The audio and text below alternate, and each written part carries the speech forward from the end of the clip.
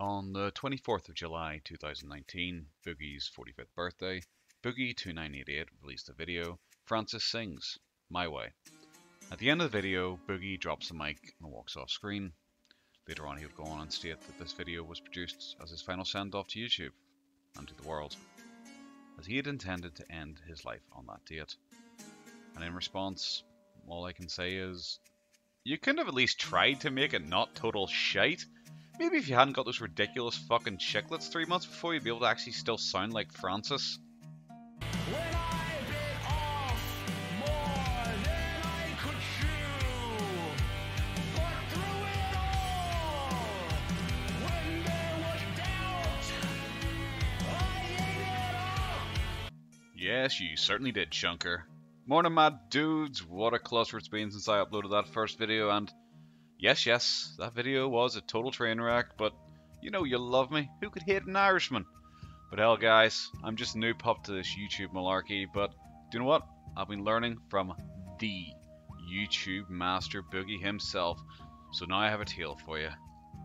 When I was but a young pup, I remember it as if it was yesterday. The wind was beating the door, the rain coming down as a gale, and I had to walk all the way home from school with wet socks. Tragedy. So, thank you. Give me all your money. Thank you very much.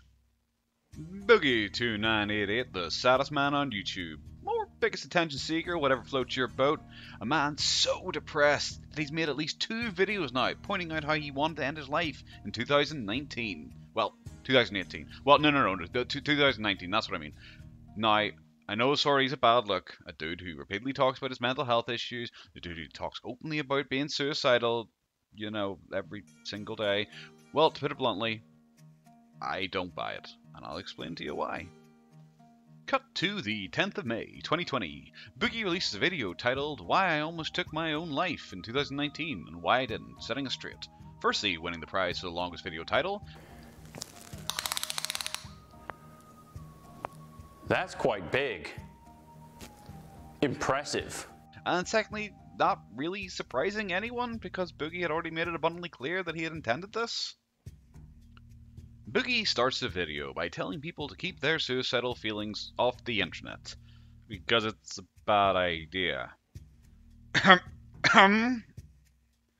But also mentioning he regrets talking to his fans about this. Now he's mentioning this because he decided to tell someone online and they promptly leaked the full DMs, and throughout his numerous retellings about this, the person will go from being a fan, to a troll, to literally Hitler, who he only told because he thought it would make them happy to know that he was going to die. He's also changed his mind on if he told them that he was going to kill himself, or if he simply told them that he was going to retire on that day. He also mentions that this video probably got demonetized, which is nice to know they at least attempted to monetize his suicide attempt. So, in this video, he says how he decided around May 2019 he was going to kill himself and started to set up a plan. But last summer, I was suicidal. And it was about this time last year that I made that decision to exit stage right. So he lists off the reasons for his suicidal thoughts, immediately going to how difficult his gastric bypass surgery was, which was August 2017. Then his divorce, of course, which was October 2017. Oh, but then he says he can't blame internet trolls because it is his fault. I could point to internet critics who archive that stuff and broadcast that stuff, but I'm done blaming those people because they just do what they do. Like when you're a content creator, you decide what you put online, and I put the wrong stuff online, and they captivated that, they captured it, they shared it, they used it. They do what they do. Well, that's a good start at least, taking some personal responsibility. He's not trying to push it on anyone else. Wonder how long that's going to last. But at about, I think it was March, April, May, beginning of last year, this thread I'm certain you have seen by now on Reddit started cropping up, and these people militarized, they organized, and they dug back to 2004, back when I was running porn blogs, and as far back as they could go. I'm sure if they could have found my college emails, they would have gone through that, looking for literally everything I have been have ever put online that could character assassinate me. And that lasted about 1 minute and 30 seconds. Congratulations, Boogie. Yeah, so you're going for the record there. But yeah, suddenly it's not his fault anymore. The trolls are militarized. They're going against him, trying to character assassinate him. They set up this evil subreddit, which some of you probably know is a Sam and Tulky one, which has since been deleted. This was set up though back in like January, February of 2019, so it doesn't really follow his timeline whatsoever. But yeah, he goes into a big spiel now about how they turned his fans against him and how he saw some comment posted by a 14-year-old boy who loved him so much and admired him. But this 14-year-old was like heartbroken now because he couldn't go to the man he admired anymore, and he was lost and alone. And because these evil rumors infecting his fans, he suddenly decided he wanted to kill himself, because if he killed himself, it saved his fans more pain of having to listen to these evil, evil lies and rumors. This is fucking lunacy. A lot of people took it as manipulative. It's certainly not how I intended it. But what I would say to people is like, look, this is the problem I have. The problem I just explained to you, where these rumors are circulating. It's damaging the people I once tried to help. Of course, it's damaging my own career, my own livelihood, my own self-esteem, my own mental health. But that is fine. I'm used to being miserable, right? I've been miserable for 45 years. I don't suspect it's going to change anytime soon. I like living regardless of being in pain, regardless of being crazy. But how do I prevent this from hurting other people? If you can help me find a way other than taking my own life, then I would like to do that instead. I don't necessarily want to die yet. So yes, I'm sure there's loads of people who express suicidal thoughts and they're actually genuine about it. Boogie isn't though. It is pure manipulation. Even himself in this video says he doesn't want to die. He just wants some other way of dealing with things. He wants to go up to people and say, I'm suicidal, help me out. Because he thinks if he says he's suicidal, that throws up the red flag and everyone will do everything for him. And it gets even worse from here, especially when he goes to VidCon. Fast forward to VidCon 2019, and I made a complete ass out of myself. I talked to everybody about this. Hank and John, Cat Black, who very notably made Instagram videos about it. Ian iDubbbz. Okay, I'm going to pull the brakes here on the Pity Express for just 1 wee second, because he's kind of just gliding over this Cat Black thing. He doesn't really talk about it too much here, or in any of his own videos. He talks about it briefly on a podcast I'll play in a second. But Cat Black pretty much came out, put him on blast, because apparently he was just going up to people randomly, saying he was suicidal. If he didn't get the response he wanted from them, he would suddenly put them on blast for Twitter grievances from 8 months ago and trying to like guilt girls into giving them phone numbers and stuff like that. Now, I don't know Cat Blacks, I don't know how trustworthy they are, but Lindsay Ellis came out and backed them up in regards to it, where apparently he was full-blown screaming in her face, so I kind of do believe it. But I'll play this wee podcast bit now. Anita Sarkeesian fucking hates me. Cat Black fucking hates me. She's been outing me on fucking Twitter all week. You know, and I don't care. I genuinely don't care. Okay. Who the fuck gives a shit about Cat Black anyway? Yeah, I'm just saying, like, she's like, I talked to literally everybody at VidCon about my fucking suicide, but because I also talked to Cat Black at the same time about, like, here's what I told Cat, if I'm being entirely honest with you. I was like, Cat, here's the fucking thing. When you treat people like shit on Twitter, it hurts, and it fucking hurt me. And I don't see the fucking point in that, because it's counterproductive to your movement, what you're trying to do. And I get it.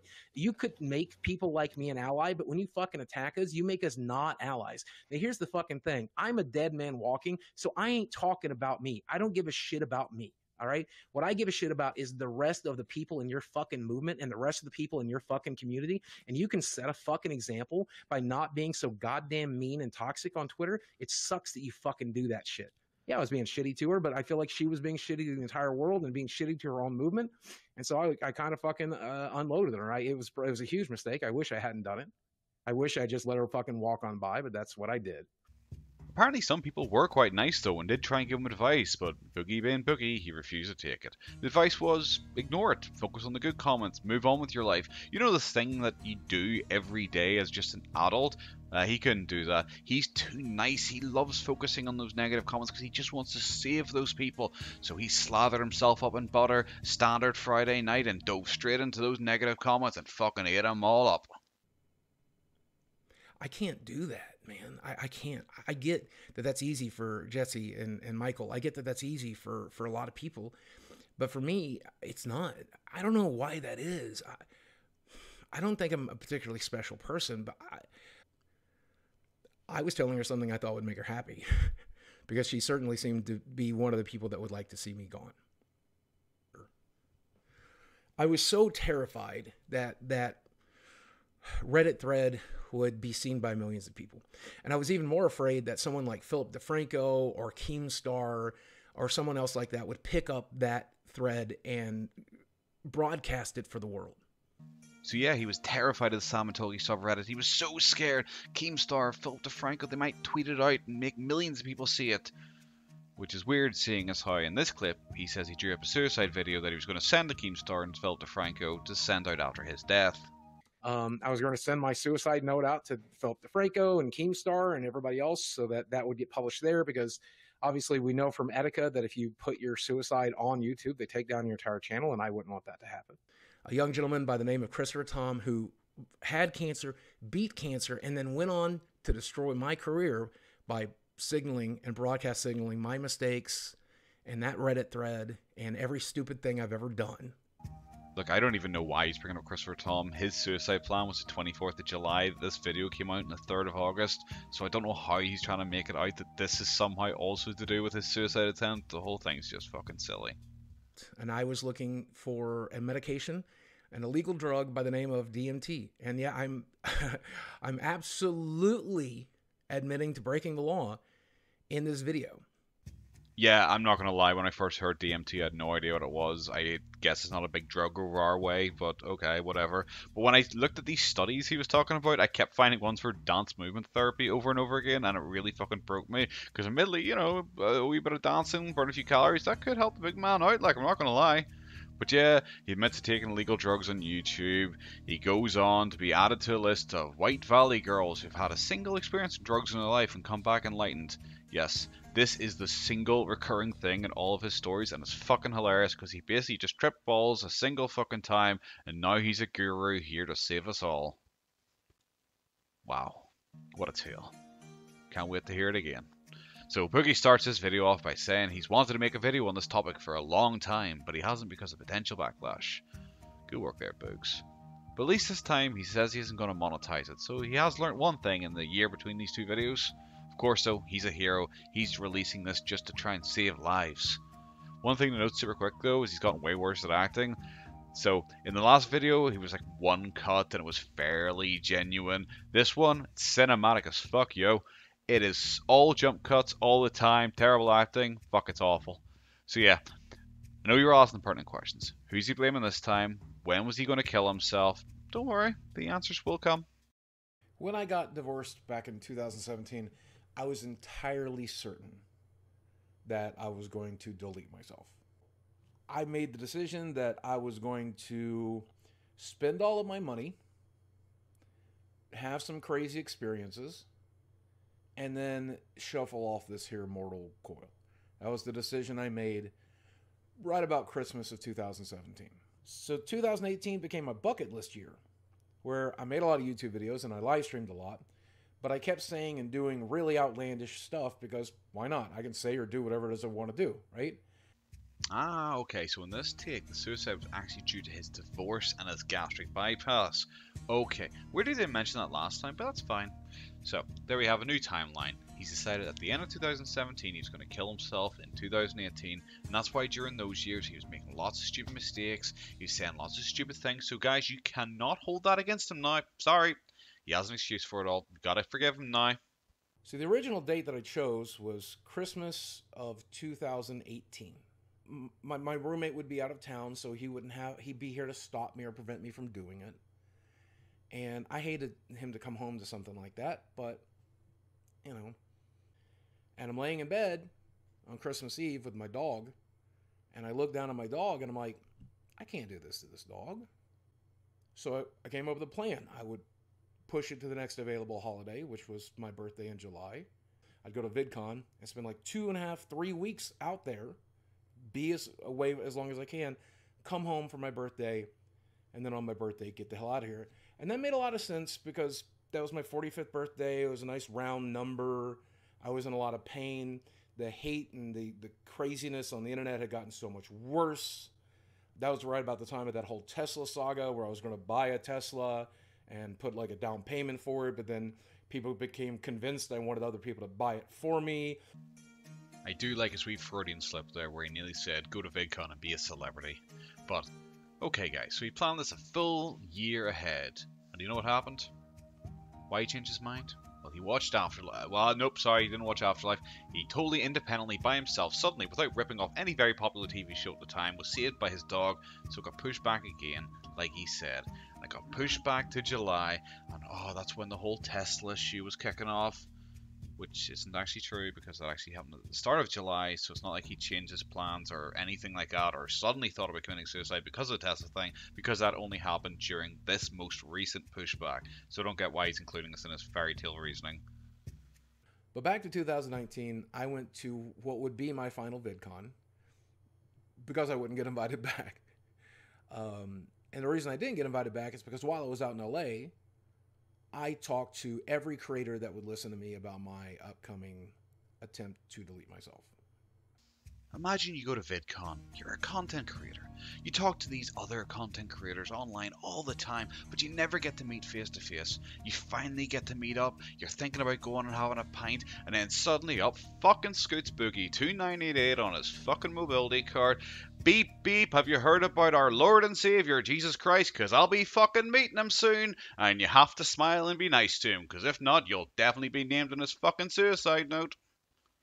So I talked to every content creator about it. iDubbbz, of course, my friends, McJuggernuggets, Kid Behind the Camera, Soul Kyle Jesus Christ, Billy the Fridge, everybody. Help me figure out a way to do this. Help me figure out a way out of this. Help me fix this. Help me fix this. None of them had experienced that level of organized hatred. None of them had experienced anything like this.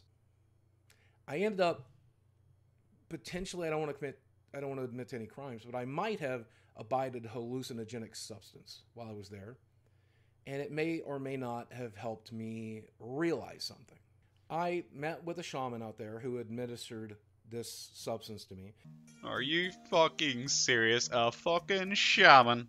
Aye, that's what I call my mate Skeevy Steve down in Ballymun when I go and get my pick-me-ups as well. Are you having a fucking laugh? Was one, but I could influence other people to doing the same thing. If I took the hard way out or the easy way out or whatever you want to call it, then they might do the same. And I didn't want anybody else making the decisions I was making. For people who think I'm like a child abuser, woman abuser, whatever it is, they might be very, very happy that I'm gone, right? But I felt like it would still be a net negative. And I even thought, you know, maybe there's ways that it could look like a heart attack. Maybe there's ways that it could look like an accident. And then they'd never have to know. Yeah, you fucking trolls. Boogie had to stay alive despite your best wishes for him to die because he wanted to save his fans like the hero he is. Also, it's your fault somehow that he got fatter because apparently he had to eat himself to death because you guys, whatever. I don't know. I don't even know anymore. I'm not going anywhere. And all those people that wanted me to quit making YouTube videos, quit making TikToks, quit making whatever, you're going to be sorely disappointed. If I have a stroke, I'll be making a TikTok and like that. The recent videos I've been making lately have been getting lots of views, and the TikToks I've been making lately have been getting lots of views, and that has stirred up the old guard who think they got rid of me, and they're back at it doing their thing. You know, writing sponsors. I heard about it. Does Boogie even have sponsors anymore? Like, I don't think so. I haven't seen them in any of his videos in a very long time. He's just gone full DSP mode, trying to rally his few remaining fans in front of him as a shield, trying to get them to donate as much as possible because these evil trolls are after my money. It's absolute nonsense. But yeah, you guys just got BTFO'd. It was you trolls that caused this all to happen. But I want to cheer you up. Here's some world-class acting for you. I mean, I did, and I'm happy for it. Happier for it. Shit, am I happy? Fuck.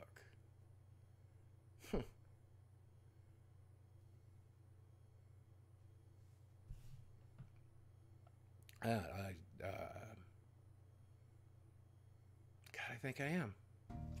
Mwah. Chef's kiss. So, those are Boogie's takes on the event. Well, his takes on his channel at least. Wonder what he's saying on other podcasts. Because I talked to them about it, and now I go through with it. Now I go through with it. These people are going to be disturbingly hurt because could I have helped them? Could I have fixed something? And so I was just like, man, I just need to get home and just let all this shit come out.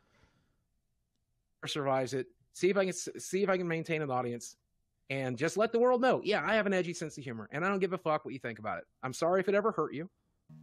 Huh, that's weird.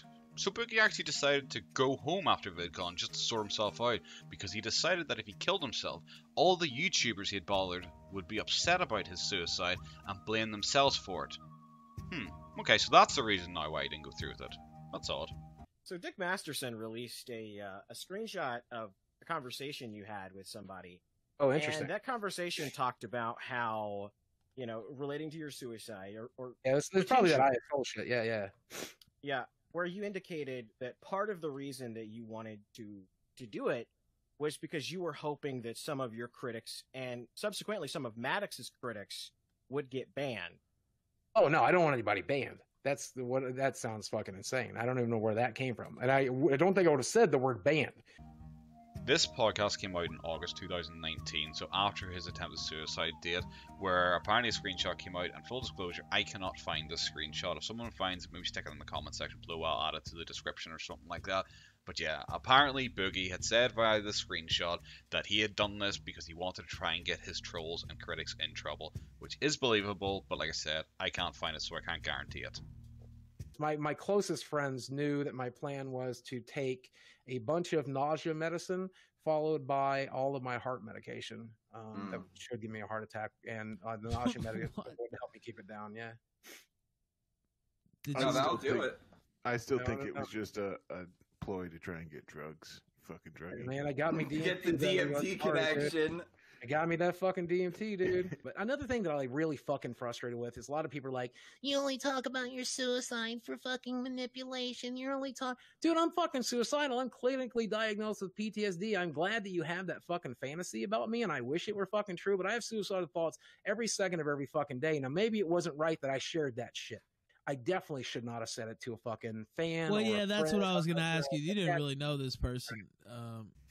Okay, so now he's thinking about making it look like a heart attack, and also the person is a fan again, and he wasn't talking about his suicide plan, he was talking about retiring, which none of it matches. Somebody close to me, another YouTube creator who will remain nameless, set me down one night, and he's like, here's why you can't do it.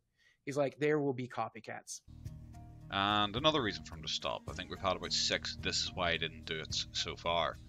But that does bring us on to a more serious topic when he mentions copycats. So you might have heard the name earlier on. It's Desmond Amofa, better known as YouTube handle Etika. Etika committed suicide on the 19th of June 2019 after a series of very public mental breakdowns on his YouTube channel. Now, it's not a nice topic. Etika is a man who was very clearly distressed and eventually took his own life. Now, you might have heard Boogie mention there just a moment ago about there being copycats. Boogie was that copycat. Etika passed away shortly before VidCon 2019, and it was a talk of the internet world. I wasn't really involved in the internet back then, and I didn't know Etika or his content, but even I heard about it. Look, I joked earlier on about Boogie rocking up to you at VidCon when you're trying to have fun and suddenly bothering you with his threats of suicide. Well, imagine that happening only a few weeks after a YouTuber very publicly committed suicide. Boogie received a lot of backlash in regards to Etika's suicide, joking about it, claiming it was fake, then making it about himself when he got a bit of pushback. Like, what would you do in the situation? Well, I'm pretty sure you wouldn't throw up a Twitch stream saying it was the post-mortem soon afterwards, and then cry when people weren't happy about it, then talk about how Reddit made you suicidal too, then when all that doesn't work you publicly post a receipt of your donation to the mental health charity, and then you take so little effort that you actually dedicate it to Etika because you can't be fucked even looking up his real name, which is in every newspaper article. So the timing is a bit suspicious, isn't it? A massively publicised suicide, and the next thing, Boogie's going around telling everyone he's thinking about committing suicide too. But let's move on for now. I feel like anybody who looks at that thread for more than like 5 minutes is going to walk away with like, wow, these people are fucking crazy. Because there's nothing in it. There's literally nothing in it. It's like a bunch of circumstantial shit. These clips are from the Dick Show in December 2019, and he's suddenly saying that the Salmon Tulky thread is nothing, and if you look at it for a couple of minutes, you'll realise it's nothing. So, what was with a couple of months ago? He was terrified of the news getting out about it.